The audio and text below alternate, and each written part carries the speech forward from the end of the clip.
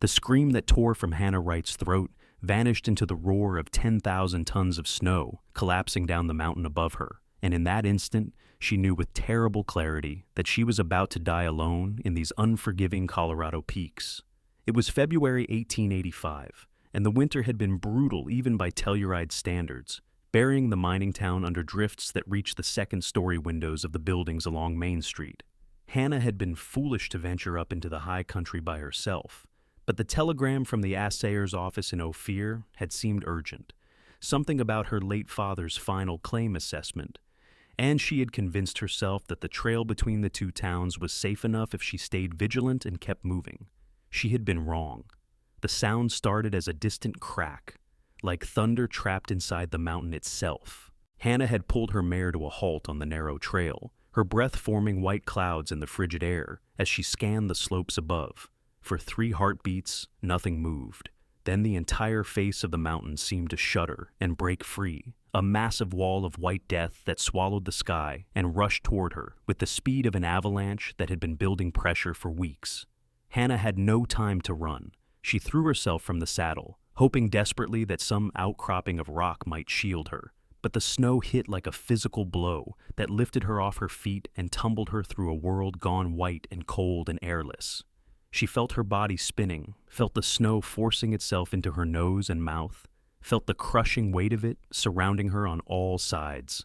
Then something hard struck the side of her head, and the white world went black. When consciousness returned, Hannah's first thought was that she had died and been buried. Complete darkness pressed against her closed eyelids. She could not move her arms or legs. The weight on her chest was so immense that each breath required a conscious effort of will, and even then, she could only manage tiny sips of air. Panic clawed at her throat, threatening to make her scream and waste the precious oxygen trapped in whatever small pocket of air the snow had left her. She forced herself to think. Her father had been a mining engineer, and he had taught her about cave-ins and tunnel collapses, about how men trapped underground sometimes survive for days by staying calm and breathing slowly. The principle was the same here. She was buried in snow, but she was alive. The fact that she could breathe at all meant there was an air pocket, however small. She had to stay calm. She had to conserve her air. She had to believe that someone would come looking for her. But who would come? She had left Telluride before dawn, telling no one of her plans except the stable boy who had saddled her horse, and he was barely 12 years old and unlikely to raise an alarm for hours yet. The trail to Ophir was treacherous enough that few people traveled it in winter. She might be buried here for days before anyone even realized she was missing, and by then it would be far too late. The cold was already seeping into her bones. She could not feel her feet anymore, and her fingers were numb inside her leather gloves. Her head throbbed where something had struck her during the tumbling chaos of the avalanche. She tried to move her right hand, pushing against the packed snow that imprisoned it, but the snow might as well have been concrete. She could not budge it even a fraction of an inch. Hannah closed her eyes, though it made no difference in the absolute darkness, and tried to pray. Her mother had been a religious woman, always dragging Hannah and her sisters to the little church on Spruce Street every Sunday morning, but Hannah had lost most of her faith when her father died in a mining accident 3 years ago. What kind of God let good men die in the darkness beneath the earth, crushed by the very mountains they were trying to tame? What kind of God would bury a woman alive in the snow at 22 years old, with her whole life still ahead of her? But she prayed anyway, because what else could she do? Time became meaningless in the darkness. Hannah drifted in and out of consciousness, unable to tell if seconds or hours were passing. The cold was no longer painful. Instead, it had become almost comfortable, a gentle numbness that spread through her limbs and made her want to sleep. Some distant part of her mind recognized this as dangerous, knew that falling asleep in the cold meant never waking up. But it was so hard to stay alert when the darkness was so complete and the silence so profound. She thought about her mother, who had died of pneumonia the winter after her father's accident, leaving Hannah and her 2 younger sisters to fend for themselves.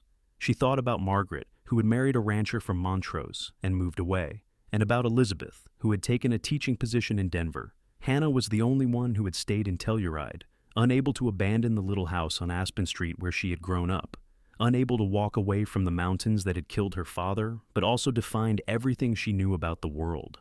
She thought about all the things she would never do now. She would never see the ocean, which she had dreamed about ever since reading a book of Whitman's poems. She would never fall in love, never marry, never have children of her own. She would die here in the cold and the dark, and eventually the spring thaw would reveal her body, and someone would bury her next to her parents in the cemetery on the hill, and that would be the end of Hannah Wright's unremarkable life. The thought made her angry. She had survived so much already. She had nursed her mother through her final illness, had sold her father's belongings to pay his debts, had worked as a seamstress and a laundress to keep food on the table. She had endured the whispered gossip of the town biddies, who thought it unseemly for an unmarried woman to live alone. She had ignored the unwanted advances of minors and drifters, who thought a woman without a man's protection was fair game. She had built a life for herself through sheer stubborn determination, and she was not going to let this mountain take it all away from her. Hannah forced her eyes open in the darkness and drew as deep a breath as her compressed chest would allow. Then she screamed. She screamed until her throat was raw, until her lungs burned, until she had no air left. She screamed even though she knew no one could possibly hear her through all that snow. She screamed because she refused to die quietly, refused to let the mountain swallow her without a fight. When the scream died away, she lay in the darkness and listened to the pounding of her own heart. And then, so faint she thought she might have imagined it, she heard something else. A distant sound, rhythmic and persistent. Digging. Miles away in Telluride, Thomas Everett had been shoeing a horse when the avalanche cut loose. He had not heard it, of course, being too far away and too focused on his work, but he had felt something, an odd sensation that made him look up from the mare's hoof with an inexplicable sense of unease. The feeling passed quickly, and he returned to his work, dismissing it as nothing more than the strange fancies that sometimes came over a man when he spent too much time alone. Thomas was 30 years old, tall and lean from years of hard work, with dark hair that fell past his collar and eyes the color of storm clouds. He had come to Telluride 5 years ago from Texas, fleeing a past he preferred not to discuss and looking for a place where a man could start fresh. He had tried his hand at mining, but found he had no stomach for working underground, so he had turned to what he knew best. His father had been a ranch hand who understood horses better than people, and Thomas had inherited that gift. Now he made his living breaking horses, shoeing them, training them, and occasionally buying and selling them when he could scrape together enough money. He worked alone most of the time, preferring the company of animals to people, living in a small cabin on the edge of town, where he could come and go without drawing attention. He had friends of a sort, men he would share a drink with at the Senate Saloon or nod to on the street, but no one close. He had learned the hard way that getting close to people only led to pain, and he had experienced enough pain for one lifetime. But despite his preference for solitude, Thomas was not a man who could ignore someone in need, which was why he paid attention when young Billy Morrison came running up to his cabin that afternoon, out of breath and wide-eyed with worry. "Mr. Everett," the boy gasped, clutching the stitch in his side. "I need help. It is Miss Wright. She rode out this morning to Ophir, said she would be back by nightfall, but I just heard some miners talking at the livery. They said there was a big avalanche up on the high trail, took out a whole section of the route. What if she got caught in it?" Thomas felt his stomach drop. He knew Hannah Wright, though not well. She was the quiet young woman who lived alone in the house on Aspen Street, who sometimes brought him shirts and trousers to mend when he tore them while working. She had kind eyes and a sad smile, and he had always been struck by the loneliness he sensed in her, a loneliness that matched his own. The thought of her buried under tons of snow made something tighten in his chest. "When did she leave?" he asked, already moving toward his cabin to gather supplies. "Before dawn. She said she would be careful, said the weather looked clear." "The weather was clear," Thomas said grimly. "But this winter has been heavy. The snowpack is unstable. One loud noise can bring the whole mountain down." He threw supplies into a pack with practiced efficiency. Rope, a shovel, matches, blankets, a flask of whiskey. He had lived in the mountains long enough to know what a man needed for a rescue attempt, though he also knew that the odds of finding anyone alive under an avalanche were slim to none. Most people suffocated within minutes. Those who did not suffocate froze to death within an hour or two. If Hannah had been caught when the slide came down, she was almost certainly dead already. But Thomas had never been the kind of man who could sit idle while there was even the slightest chance of saving a life. He saddled his gelding, a sturdy mountain horse named Ash, who could navigate the treacherous trails better than most, and rode out of town at a gallop with Billy's directions ringing in his ears. The ride to the Avalanche site took nearly 2 hours. The trail was barely passable, and Thomas had to dismount several times to lead Ash through drifts that reached the horse's chest. The afternoon sun was already sinking toward the western peaks when he finally reached the place where the mountain had collapsed. The sight that greeted him was devastating. The entire face of the slope had broken free, sending millions of pounds of snow and ice cascading down to bury the trail under a debris field that stretched for hundreds of yards. Trees had been snapped like matchsticks. Boulders the size of wagons had been carried down the mountain and deposited in impossible positions. Thomas dismounted and stood at the edge of the destruction, feeling despair settle over him like a cold blanket. How could anyone survive this? How could he even begin to know where to look? The snow was piled so deep that he could walk across the tops of buried pine trees. Hannah could be anywhere under this white wasteland, and even if by some miracle she was still alive, he would never find her in time. He closed his eyes and forced himself to think logically. Where had she been when the avalanche hit? Billy had said she was riding to Ophir, which meant she would have been traveling west along the trail. The avalanche had come down from the north, which meant it would have pushed her south if she had been caught in it. He tried to picture the topography in his mind, the way the slope curved, the way the snow would have flowed. If there was any chance of finding an air pocket, it would be where the snow had piled up against an obstruction, creating a small space beneath. He walked along the edge of the debris field, studying the patterns in the snow, looking for any sign of disturbance. And then he saw it, a scrap of dark cloth, barely visible against the white, protruding from the snow about 50 yards away. It might be nothing. It might be a piece of torn canvas from a miner's pack or a shred of bark from a destroyed tree. But it was the only clue he had. Thomas waded through the deep snow, sinking up to his thighs with every step, using his shovel to keep his balance. When he reached the spot where he had seen the cloth, he dropped to his knees and began to dig. The snow was heavy and wet, packed so densely that it resisted his shovel. He dug anyway, scooping away the white mass handful by handful, foot by foot, driven by a desperation he did not fully understand. An hour passed, then another. The sun sank lower, painting the snow orange and pink, and still Thomas dug. His shoulders burned with fatigue. Sweat soaked his shirt despite the cold.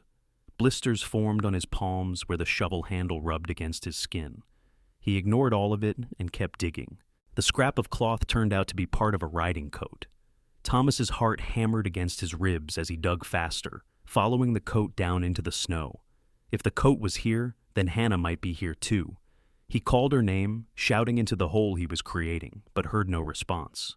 The only sound was his own ragged breathing and the scrape of his shovel against the snow. Darkness fell, and Thomas lit a match to continue working by its feeble light. The match burned down to his fingers, and he lit another, and another.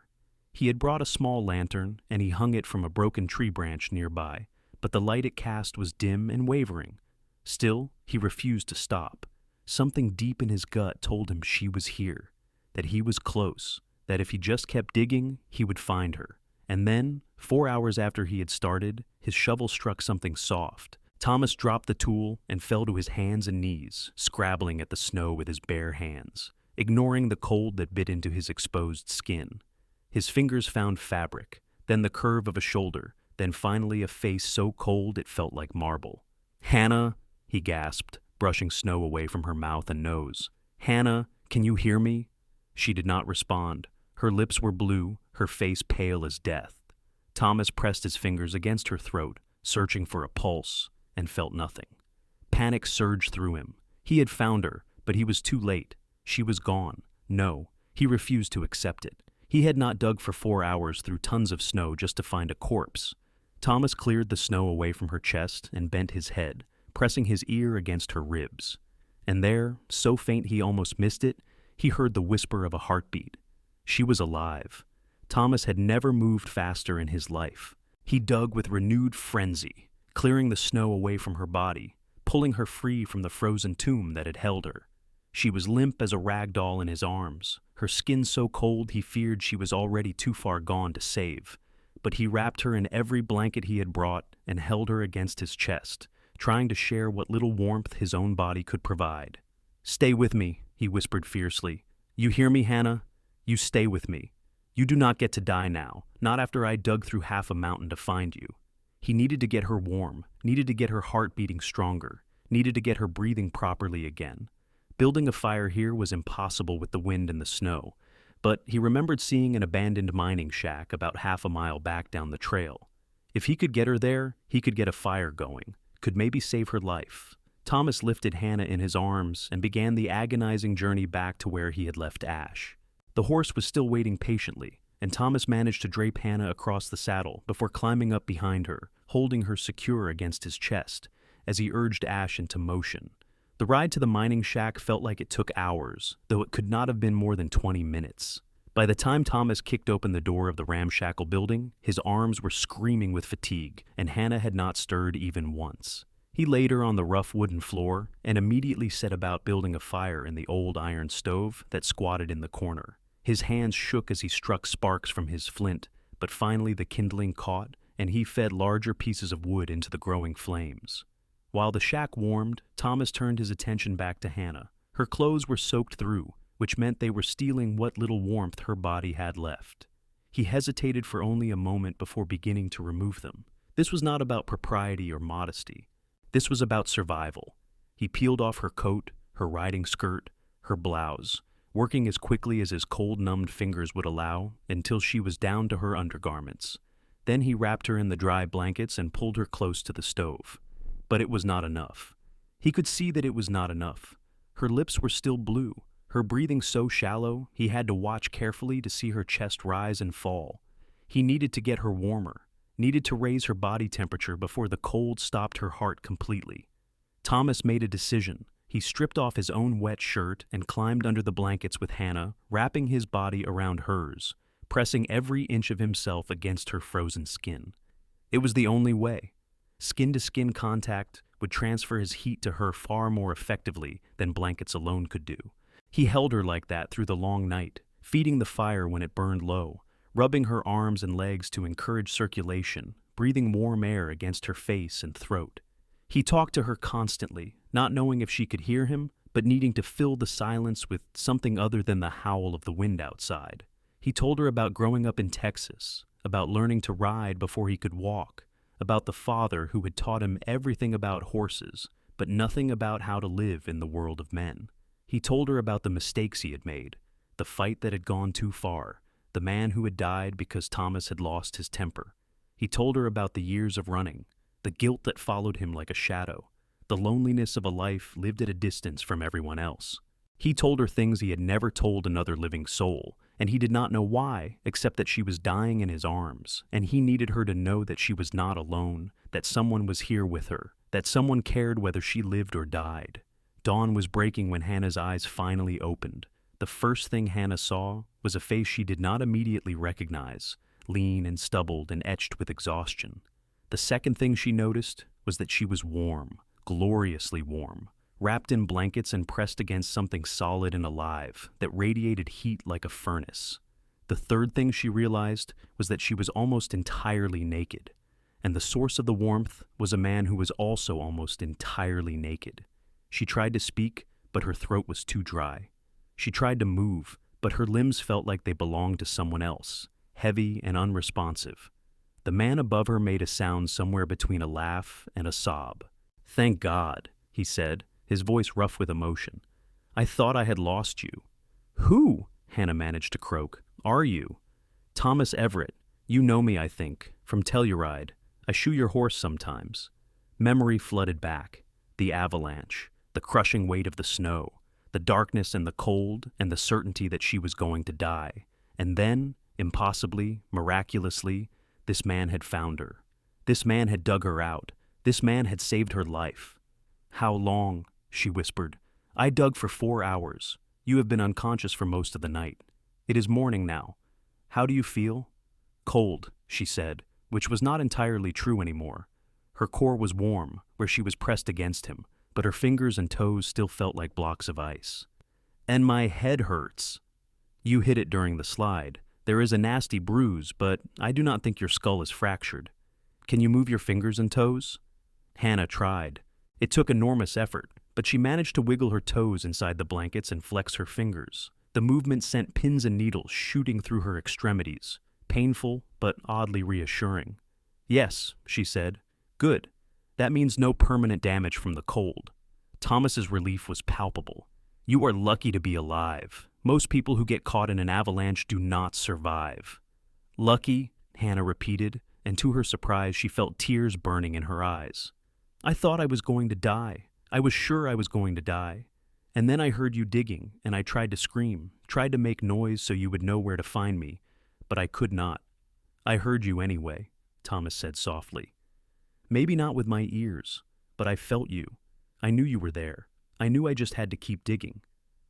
They stayed like that for a while longer, Hannah drawing strength from his presence, Thomas watching her face as color slowly returned to her cheeks.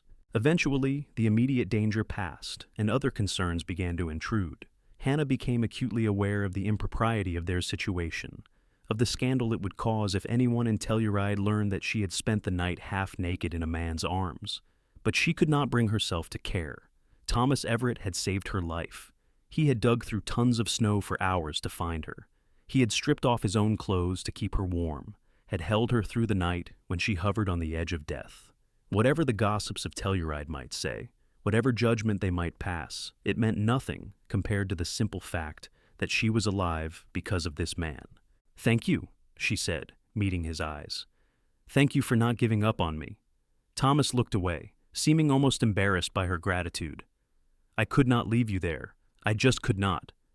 Most men would have. The odds of finding me alive were almost nothing." "I am not most men." No, Hannah thought, studying his profile in the growing light. He certainly was not. There was something about Thomas Everett that set him apart from every other man she had known. A quietness, a gentleness that seemed at odds with his size and strength. She had noticed it before, in the brief interactions they had shared when she brought him mending work, but she had never really paid attention. Now, looking at him in the aftermath of her rescue, she found herself wanting to know more about him. "Why did you come looking for me?" she asked. "Who told you I was missing?" "Billy Morrison. He was worried when he heard about the avalanche. Billy is a sweet boy, but he could have told anyone. He could have gone to the marshal, or to any of a dozen men in town. Why did he come to you?" Thomas was quiet for a long moment. "I do not know," he finally admitted. "Maybe because he knew I would go. Maybe because he knew I would not stop looking until I found you." "How did he know that?" "I do not know that either." But Hannah thought maybe she did. She remembered the way Thomas always looked at her when she came to his cabin, a look of recognition, as though he saw in her something that matched something in himself. Loneliness recognizing loneliness, isolation reaching out to isolation. Perhaps Billy had sensed that connection, had understood on some instinctive level that Thomas Everett would move mountains to save Hannah Wright, even if Thomas himself did not fully understand why. As the morning wore on and Hannah grew stronger, Thomas helped her dress in her clothes, which had dried by the fire. They were stiff and uncomfortable, but they were better than nothing. He made her drink water from his canteen and eat some jerky from his pack, insisting that she needed to rebuild her strength. Then, when the sun was fully up and the wind had died down, he helped her onto Ash's back and climbed up behind her, holding her secure as they began the long ride back to Telluride. The journey took most of the day. Thomas refused to push the pace, concerned that Hannah was still too weak to handle a hard ride. She tried to protest that she was fine, but the truth was she felt exhausted and shaky, her body still recovering from its brush with death. She found herself leaning back against Thomas's chest, letting him take her weight, trusting him to keep her safe. They talked as they rode, quiet conversations that wandered from topic to topic without any particular direction. Hannah told him about her father's death, about her mother's slow decline, about the sisters who had left her alone in Telluride. Thomas told her about his life in Texas, about the fight that had forced him to leave, about the guilt he still carried. "I killed a man," he said, his voice flat and emotionless. "Not on purpose. It was a fair fight, or as fair as any fight can be when both men are drunk and angry. But he hit his head when he went down, and he never got back up. I left town that night and never went back." "Do they know where you are?" Hannah asked. "I do not think so. It has been 5 years. Maybe they have stopped looking, maybe they never looked at all, but I do not take chances." Is that why you live alone? Why you keep to yourself? Partly, but also because I have learned that it is easier not to get attached to people. When you care about someone, you give them the power to hurt you. I have been hurt enough. Hannah understood that sentiment better than he knew. She had felt the same way after her parents died, after her sisters left. She had built walls around herself, had kept everyone at a distance, had convinced herself that she was better off alone. But sitting here in Thomas's arms, feeling his heartbeat against her back, she wondered if maybe she had been wrong. Maybe being alone was not better. Maybe it was just safer. By the time they reached Telluride, the sun was setting again, painting the mountains in shades of gold and purple. News of Hannah's rescue had already spread through the town, and a small crowd gathered as Thomas rode down Main Street with Hannah on his horse. People called out questions and congratulations, but Thomas ignored them, riding straight to Hannah's house on Aspen Street and helping her down from the saddle. "Will you be all right?" he asked, studying her face with concern. "Do you need me to fetch the doctor?" "I will be fine," Hannah assured him. "Thanks to you." Thomas nodded, looking suddenly awkward. "Well, if you need anything, you know where to find me." He turned to leave, but Hannah reached out and caught his hand. "Thomas, wait. I do not know how to repay you for what you did. You saved my life." "You do not owe me anything," Thomas said firmly. "I did what any decent person would do." "No, you did what few people would do. You risked your own life to save mine. That means something. It means everything." Hannah took a deep breath, knowing she was about to cross a line, but unable to stop herself. "Will you come to dinner tomorrow night? Let me cook you a proper meal. It is the least I can do." Thomas hesitated, and for a moment Hannah thought he would refuse. But then he nodded slowly. "All right, thank you. I would like that." He rode away into the gathering dusk, and Hannah stood on her porch watching until he disappeared around a corner. Then she went inside her little house and collapsed into a chair, her legs suddenly too weak to hold her.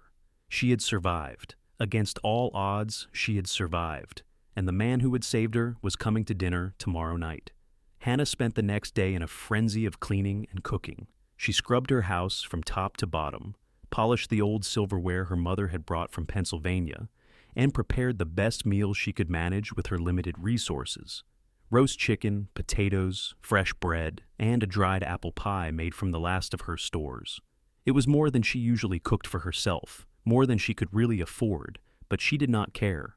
Thomas Everett had given her back her life.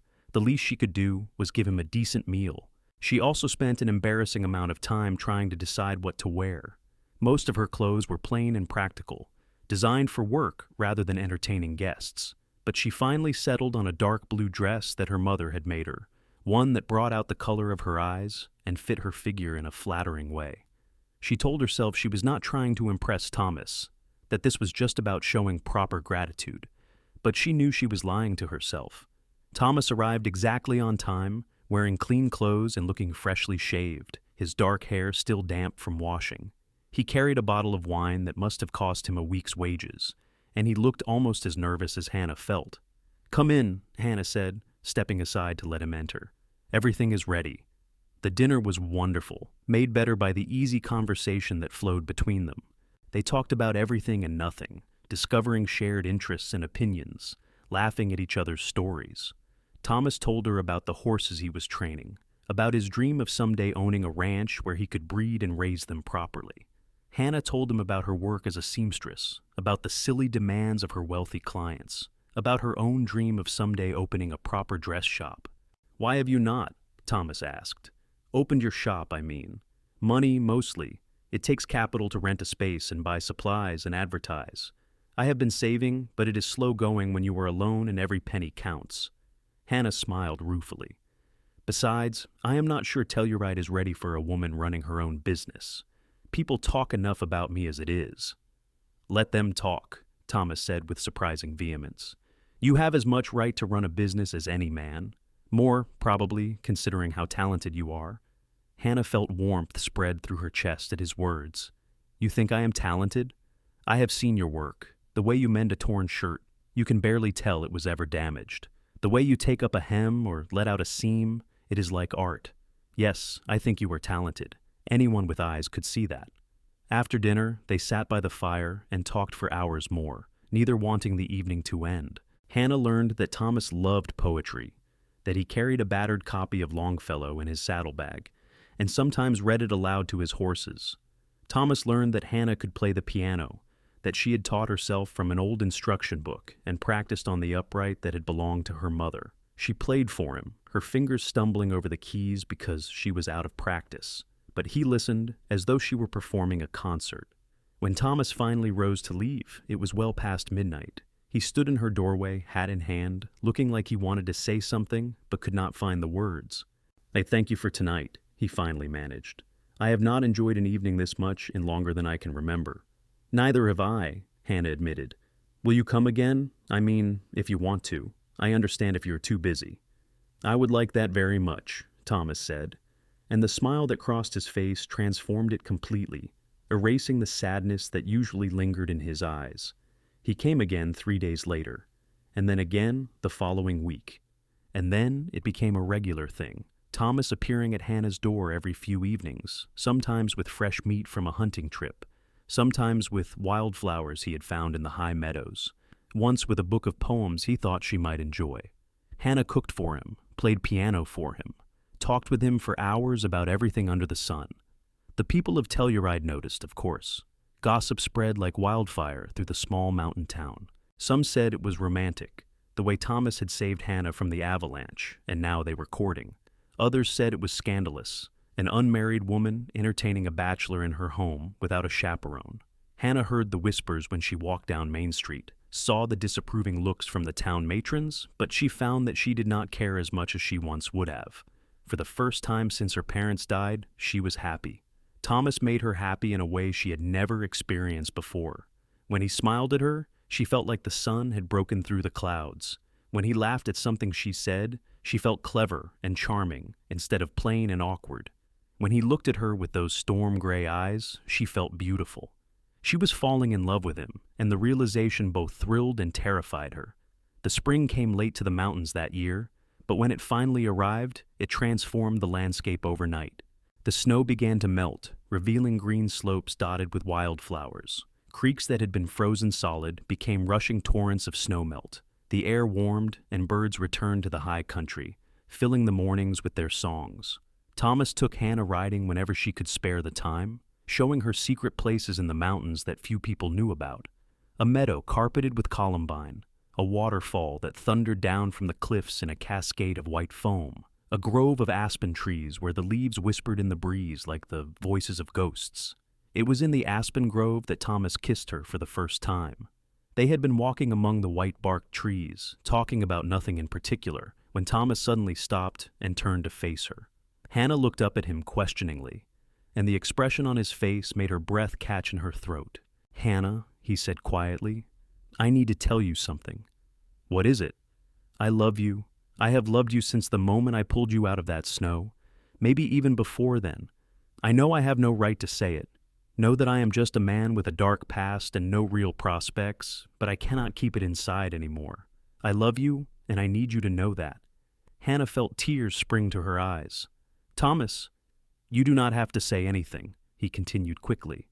"I do not expect you to feel the same way. I just needed you to know." "Stop talking," Hannah said, and she rose on her toes and kissed him. The kiss was everything she had imagined and more. Thomas's arms came around her, pulling her close, and she felt safe and cherished and wanted in a way she had never felt before. When they finally broke apart, both of them were breathing hard, and Thomas was looking at her with wonder in his eyes.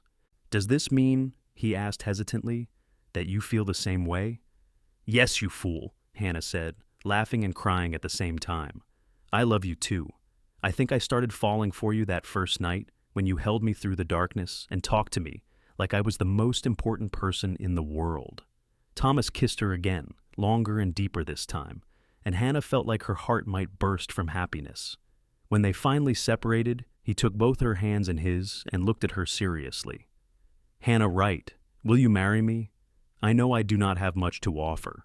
I am not rich, and I never will be. But I promise I will spend every day of my life trying to make you happy. I will work hard, and I will be faithful, and I will love you until the day I die. Will you be my wife?" "Yes," Hannah said without hesitation. "Yes, Thomas, I will marry you." They were wed in the little church on Spruce Street on a warm day in June.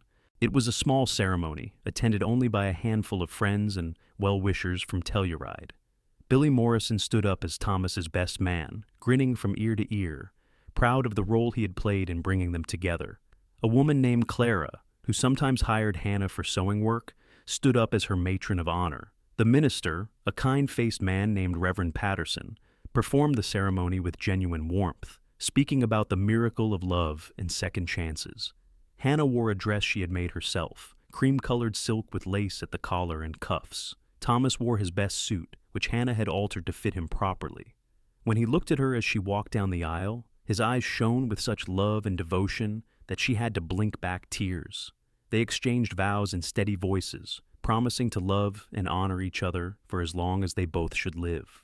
When Reverend Patterson pronounced them husband and wife, Thomas kissed her with such tender passion that several of the ladies in attendance sighed audibly. After the ceremony, they held a small reception at Hannah's house, which was now their house. Friends brought food and drink, and someone produced a fiddle, and there was dancing and laughter late into the evening. Thomas never left Hannah's side, his hand always touching hers, his eyes always seeking her out across the room. When the last guest finally departed and they were alone, Thomas lifted Hannah in his arms and carried her over the threshold of their bedroom. He set her down gently and cupped her face in his hands, looking at her with such intensity that it made her shiver. "I love you, Hannah Everett," he said softly. "I love you too," she whispered back, and then there were no more words, only the sweet discovery of each other, the joy of becoming truly one. The months that followed were the happiest of Hannah's life. She and Thomas settled into married life with surprising ease, their individual loneliness replaced by the comfort of partnership. Thomas continued to work with horses, and his reputation as a skilled trainer grew. Men came from as far as Silverton and Ouray to have him work with their animals. The money was not huge, but it was steady, and it allowed Hannah to finally realize her dream of opening a dress shop. With Thomas's support and encouragement, Hannah rented a small storefront on Main Street and hung out her sign, Wright's Fine Dressmaking. The name was her maiden name, which she kept for business purposes, and Thomas had no objection. He understood that she had built her reputation under that name and saw no reason for her to change it. The shop was an immediate success. Women in Telluride were hungry for well-made clothing that did not have to be ordered from Denver or San Francisco, and Hannah had a gift for understanding what would flatter each client's figure and coloring. She made wedding dresses and ball gowns, riding habits and morning dresses, and everything in between. She hired 2 young women to help with the simpler sewing, which freed her to focus on the more complex work. Thomas was endlessly proud of her. He bragged about her talent to anyone who would listen, and he often stopped by the shop just to watch her work, marveling at the way her nimble fingers transformed fabric into art. Hannah teased him about being underfoot, but secretly she loved having him there, loved the way he looked at her like she was the most amazing woman in the world. Their first winter as a married couple was mild compared to the previous year, with less snow and warmer temperatures. Hannah was grateful for that, having no desire to relive the terror of the Avalanche. Still, every time she looked up at the mountains, she remembered that day, remembered the darkness and the cold and the certainty of death. And every time she looked at Thomas and felt a surge of gratitude so strong it brought tears to her eyes. "What is it?" Thomas asked one evening, catching her staring at him across the dinner table. "I was just thinking about how lucky I am," Hannah said. "If that avalanche had come down 10 minutes earlier or later, if Billy had not thought to tell you, if you had given up looking for me, I would be dead. But instead, I am here, married to the man I love, running my own business, living a life I never dreamed possible. It feels like a miracle." Thomas reached across the table and took her hand. "You are the miracle, Hannah. You survived something that should have killed you. You rebuilt your life after losing your parents. You had the courage to take a chance on a broken man with a dark past. If anyone in this marriage is lucky, it is me." That spring, Hannah discovered she was pregnant. The news filled them both with joy and a little fear. They had wanted children, had talked about it often, but now that it was actually happening, the reality seemed overwhelming. Thomas worried about providing for a family. Hannah worried about the dangers of childbirth, having seen too many women die in labor. But as Hannah's belly grew and they felt the baby move beneath her skin, their fears gave way to excitement. Thomas talked to the unborn child constantly, telling stories and singing off key lullabies that made Hannah laugh. He built a cradle from pine wood, carving intricate designs into the headboard. Hannah sewed tiny clothes and blankets, her heart swelling with love for the child she had not even met yet. Their son was born on a cold November morning in 1886. The labor was long and difficult, and there were moments when Thomas feared he would lose Hannah again. But she fought through the pain with the same stubborn determination that had kept her alive under the avalanche. When the midwife finally placed the squalling infant in Hannah's arms, Thomas wept openly, overcome with emotion. They named him Jacob William Everett, Jacob for Thomas's father, William for Hannah's. He had his mother's eyes and his father's dark hair, and from the moment he entered the world, he was the center of their universe. Parenthood changed them both in ways they had not anticipated. Thomas, who had always been so solitary and guarded, became utterly devoted to his son. He carried Jacob everywhere, talking to him constantly, showing him the horses and the mountains and all the wonders of the world. Hannah, who had always been so self-reliant and independent, found herself humbled by how much she needed Thomas's help and support. They were a team, working together to raise their child, to run their businesses, to build a life. And somehow, impossibly, their love grew even stronger. The years passed with surprising speed. Jacob grew from a baby into a rambunctious toddler, then a curious boy who followed his father around the stables and asked endless questions. Hannah's dress shop continued to thrive, and she eventually had to hire 2 more seamstresses to keep up with demand. Thomas finally realized his dream of buying land outside of town, where he could breed and train horses properly. They built a new house on that land, a sturdy timber structure, with a porch that looked out over the mountains. They had 2 more children, a daughter they named Catherine Ann, who had her father's quiet intensity and her mother's artistic talent, and another son, Samuel Thomas, who was bold and fearless and kept them constantly on their toes. Life was not always easy. There were hard winters when money was tight, and summers when drought threatened Thomas's hay crop. There were illnesses and injuries, disappointments and setbacks. But through it all, Hannah and Thomas faced everything together, their bond growing stronger with each challenge they overcame. On their 10th wedding anniversary, Thomas took Hannah back to the aspen grove where he had first kissed her. The children were staying with friends in town, giving them a rare day alone together. They walked hand in hand through the whispering trees, talking about the years that had passed, marveling at how much their lives had changed. "Do you ever regret it?" Hannah asked as they sat on a fallen log, watching the leaves shimmer in the breeze. "Marrying me, I mean. Taking on a ready-made family, giving up your solitude." Thomas turned to her with surprise. "Regret it? Hannah, marrying you is the best thing I ever did. You gave me a reason to stop running from my past. You gave me a home and a family and a purpose. You gave me everything that matters." "I feel the same way," Hannah said softly. "Before I met you, I was just surviving. I was going through the motions of living, but I was not really alive. You changed that. You saved me in more ways than just pulling me out of that snow." Thomas pulled her close and kissed her, and it felt just as sweet and perfect as their first kiss in this very spot 10 years ago. When they pulled apart, he smiled at her with all the love in his heart shining in his eyes. "We saved each other," he said simply. They stayed in the grove until sunset, talking and laughing, and simply enjoying each other's company. As the light began to fade and they started back toward town, Hannah looked up at the mountains where she had nearly died all those years ago. The peaks were bathed in golden light, beautiful and majestic and no longer quite so frightening. She had faced death on those mountains and survived. She had found love in the aftermath of disaster. She had built a life she was proud of, with a man she adored and children who filled her heart with joy. The avalanche that should have killed her had instead led her to everything she had ever wanted. As they rode home together, Hannah leaned back against Thomas's chest and smiled. Life was good. Life was beautiful. And she knew, with absolute certainty, that she would never take a single moment of it for granted. The years continued to roll by like the seasons, each one bringing new joys and new challenges. Jacob grew into a young man who shared his father's gift with horses, and Thomas took great pride in teaching him everything he knew. Catherine discovered a talent for painting and spent hours capturing the beauty of the mountains on canvas.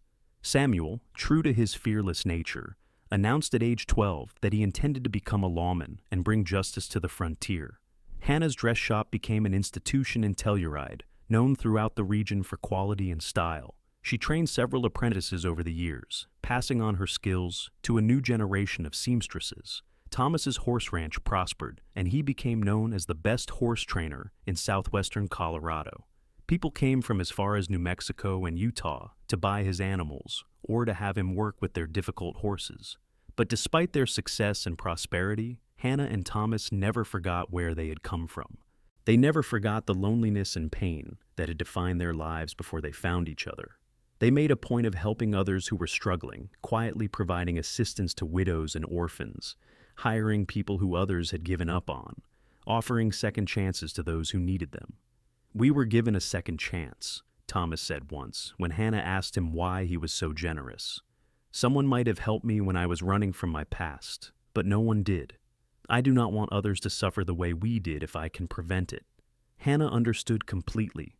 She felt the same way. So they gave what they could, when they could, and asked nothing in return. One autumn evening, when Hannah was 45 years old and Thomas was 53, they sat together on the porch of their house and watched the sun set over the mountains. Their children were grown now, living their own lives. Jacob had married a lovely woman from Wright and was running the horse ranch with his father. Catherine had moved to Denver to pursue her art, but visited often. Samuel had indeed become a lawman, serving as a deputy in Durango and writing letters home filled with stories of his adventures. "Can you believe it has been 20 years?" Hannah asked, taking Thomas's hand in hers. 20 years since you dug me out of that snow." "Best 4 hours I ever spent," Thomas said with a smile. "Best 4 hours?" Hannah laughed. "Thomas, your hands were bloody from digging. You were exhausted. You could have frozen to death yourself." "Worth every second," Thomas said firmly. "I would do it again in a heartbeat." Hannah leaned her head against his shoulder, feeling the solid warmth of him, the steady beat of his heart. "I love you," she said. "I will love you until the day I die, and probably for eternity after that." "Good," Thomas said, kissing the top of her head. "Because I plan on keeping you around for a long, long time." They sat in comfortable silence as darkness fell and the stars began to emerge, thousands of them scattered across the vast western sky. An owl hooted somewhere in the distance. A coyote howled from the ridge above the house. The mountain breeze carried the scent of pine and sage. Hannah thought about everything that had brought her to this moment. The tragedies and triumphs, the losses and gains, the moments of despair and the moments of transcendent joy. She thought about the terrified young woman who had been buried alive in the snow, certain she would die alone and unmourned. She thought about the lonely cowboy who had dug through tons of snow to save a woman he barely knew. And she thought about how that terrible day had been the beginning of everything good in her life, how facing death had taught her to truly live, how being saved by a stranger had led her to the greatest love she had ever known. "Thomas," she said softly. "Yes?" "Thank you for not giving up on me." Thomas squeezed her hand. "Never. Not then, not now, not ever." They sat together under the stars, two souls who had found each other against impossible odds, two hearts that had been broken and made whole again through love. The mountains rose dark and massive around them, ancient and unchanging, witnesses to their story. And in the distance, barely visible in the moonlight, the high slopes where the Avalanche had once roared down now stood peaceful and still, covered in fresh snow that sparkled like diamonds. The mountain that had tried to take Hannah's life had instead given her everything, and for that, she would be grateful for all the days of her life. The seasons turned, as they always did in the mountains. Winter gave way to spring, spring to summer, summer to fall. Hannah and Thomas grew older, their hair turning gray, their faces lined with the marks of a life well lived.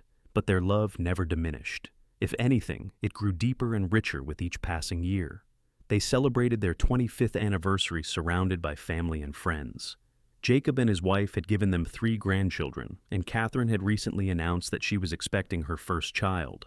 Samuel, still unmarried but happy in his work, traveled from Durango to be there. The house was filled with laughter and love, with children running through the rooms and adults sharing stories and memories. As Hannah looked around at all the people she loved, at the life she and Thomas had built together, she felt a profound sense of gratitude and contentment. This was what happiness looked like. This was what it meant to be truly alive. That night, after everyone had gone to bed, Hannah and Thomas took a walk under the stars. They held hands like young lovers, their fingers intertwined, their steps in perfect sync. "Do you remember what you told me?" Hannah asked. "That night in the mining shack, when you held me to keep me warm? You told me about your past, about the man you killed, about running away from Texas." "I remember," Thomas said quietly. "I had never told anyone those things before, but I wanted you to know who I really was." "You also told me that you had learned it was easier not to get attached to people," Hannah continued, "that caring about someone gave them the power to hurt you." "I was wrong about that," Thomas said. "Caring about you, loving you, it has not made me weaker, it has made me stronger. You have given me more joy than I ever dreamed possible, even though I have the power to hurt you. Even though, because the alternative is to live without love, and that is not living at all. That is just existing." Hannah stopped walking and turned to face him. Even after all these years, even with gray in his hair and lines on his face, Thomas Everett was still the most handsome man she had ever seen. But more than that, he was good and kind and true. He was everything she had ever wanted, and more than she had ever hoped to find. "I love you, Thomas Everett," she said. "I love you more today than I did when we married, and I will love you more tomorrow than I do today. My love for you grows with every breath I take." Thomas pulled her close and kissed her, and the kiss still had the power to make her heart race and her knees go weak. When they finally separated, both of them were smiling. "Come on," Thomas said, taking her hand again. "Let's go home." They walked back to their house hand in hand, two people who had been given a second chance at life and had made the most of it. Behind them, the mountains stood silent and eternal, holding their secrets, keeping watch over the valley below. And somewhere high in those mountains, on a slope that had once roared with the fury of an avalanche, the snow lay peaceful and undisturbed, a blank page waiting for the next story to be written upon it. But that was a story for another day, for other people. Hannah and Thomas's story had been written in survival and love, in second chances and forever promises.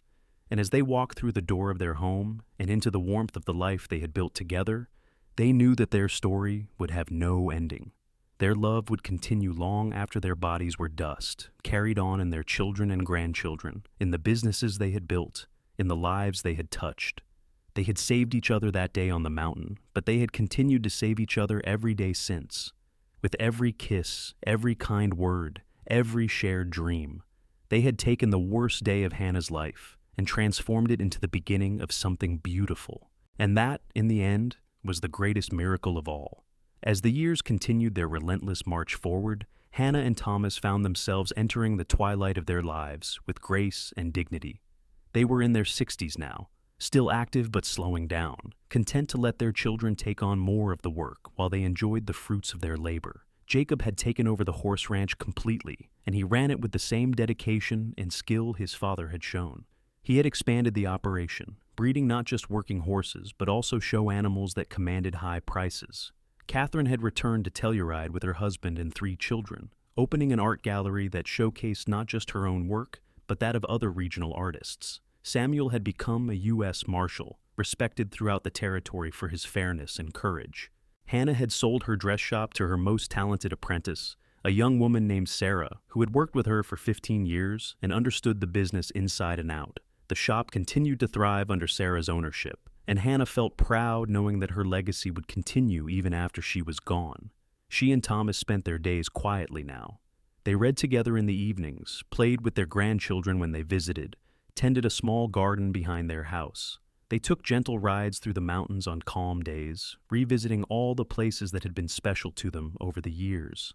On a warm summer afternoon in 1911, 26 years after the avalanche that had nearly killed her, Hannah and Thomas made one final trip to the Aspen Grove. It was harder for them to reach now, their bodies no longer as strong or flexible as they once had been, but they were determined to see it one more time. They sat on the same fallen log, where they had sat so many times before, holding hands and watching the leaves whisper in the breeze. The grove looked exactly as it always had, unchanged by the passage of time, a small pocket of eternity in a world that was rapidly modernizing around them. "Do you have any regrets?" Thomas asked, his voice roughened by age but still warm with love. Hannah thought about the question seriously.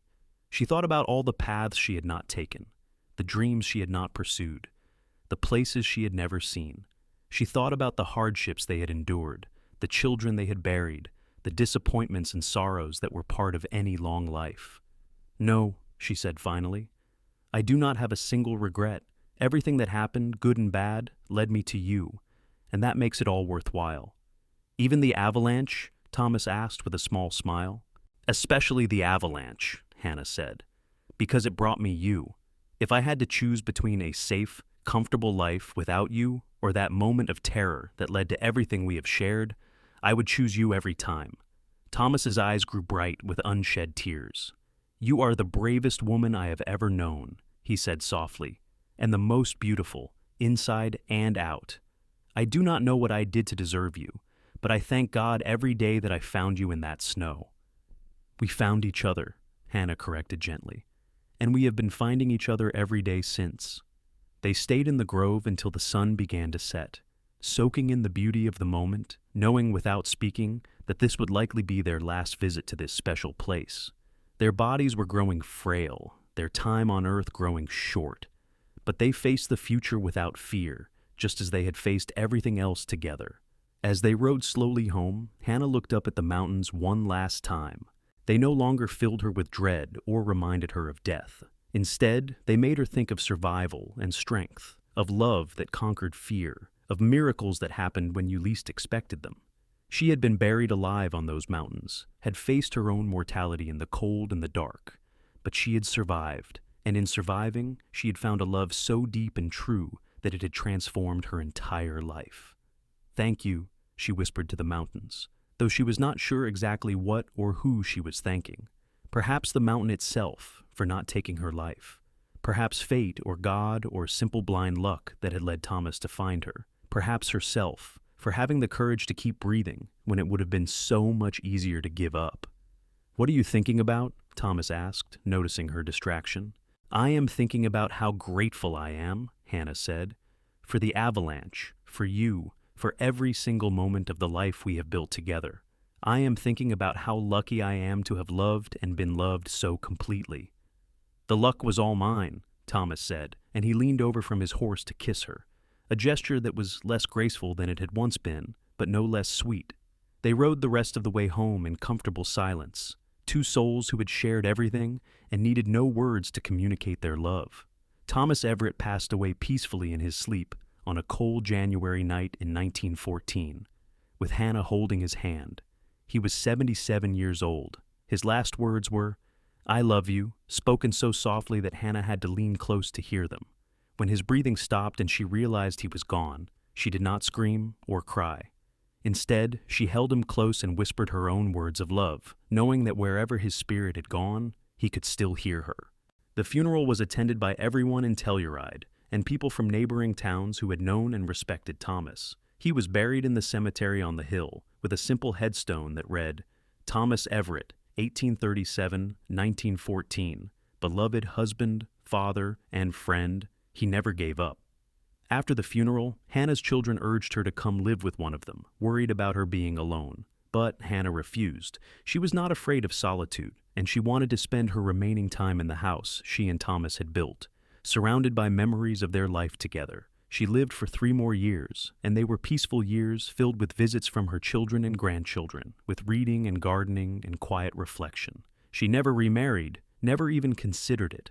Thomas had been the love of her life, and no one else could ever take his place.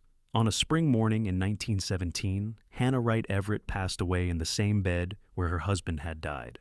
She was 74 years old. Her last conscious thought was of Thomas, of the way he had looked at her across the dinner table on their first evening together, with such wonder and hope in his eyes. She was buried next to Thomas, and her headstone read, "Hannah Wright Everett, 1843-1917, beloved wife, mother, and friend. She survived." Their children and grandchildren gathered at the gravesite, sharing memories and tears, celebrating the lives of 2 people who had loved each other with a depth and constancy that inspired everyone who knew them. And as the sun set over the mountains and the mourners slowly dispersed, a warm breeze blew through the cemetery, carrying the scent of spring flowers and new beginnings. The story of Hannah and Thomas lived on long after they were gone. It became legend in Telluride, the tale of the woman who survived an avalanche and the cowboy who dug through snow for hours to save her. Parents told it to their children, and those children told it to their children in turn. The details changed and grew with each retelling, as legends do, but the heart of the story remained the same. It was a story about love conquering death, about never giving up, even when hope seemed lost, about two lonely souls who found each other against impossible odds and built a life of beauty and meaning together. It was a story that reminded people that miracles do happen, that love is worth fighting for, and that sometimes the worst moments of our lives can lead to the best things that ever happened to us. And high in the Colorado mountains, on the slopes where an avalanche once roared down with deadly fury, the snow continued to fall and melt with the turning seasons. The mountain stood eternal and unchanging, keeping its secrets, bearing silent witness to all the human dramas that played out in its shadow. But if you visited that place on a quiet evening, when the wind whispered through the pine trees and the last light of day painted the peaks in shades of gold and rose, you might feel something in the air, a sense of presence, of love that transcended death, of two spirits who had found each other in life and would never be separated in eternity. And if you listened very carefully, you might hear it, the echo of laughter carried on the wind, the whisper of two voices speaking words of love, the sound of hoofbeats on a mountain trail, two horses carrying two riders who would journey together forever, through this world and whatever lay beyond. The avalanche had tried to end Hannah's story on that February day in 1885. Instead, it had only been the beginning of a love that would span decades, inspire generations, and prove that sometimes the most beautiful things in life come from the darkest moments. And that was the real miracle. Not that Hannah survived the avalanche, though that was miraculous enough. The real miracle was what came after, the life she built with Thomas, the love they shared, the family they created, the legacy they left behind. That was the story that mattered. That was the story that would never die. As long as there were mountains in Colorado, as long as snow fell in winter and flowers bloomed in spring, as long as there were people who believed in love and second chances and happy endings, the story of Hannah Wright and Thomas Everett would live on. It would be told and retold, remembered and celebrated, a testament to the power of love to transform tragedy into triumph, death into life, ending into beginning. And somewhere, in whatever place souls go when they leave this world, Hannah and Thomas were together still, walking hand in hand through eternal aspen groves, riding through mountain meadows that never faded, holding each other close as they had every night of their married life. They had promised to love each other until death parted them, but death had not parted them at all. It had only changed the form of their love, not its substance. They were together. They would always be together. And in a world that often seemed dark and cruel and meaningless, that was a truth worth holding on to, a truth worth believing in, a truth worth remembering. The cowboy had dug through snow for hours until he found her alive, and in finding her, he had found himself. In saving her life, he had given meaning to his own. And in loving each other, they had created something that would outlast both of them, something beautiful and true and eternal. That was their story. That was their legacy. And it would endure as long as the mountains themselves, carved into the landscape of memory and legend, a beacon of hope for anyone who had ever felt alone or lost or afraid. It said that miracles happen, that love exists, that happy endings are possible. And sometimes, in the darkest moments, when all seems lost and death seems certain, someone will come digging through the snow. Someone will refuse to give up. Someone will save you. And in being saved, you will learn to live.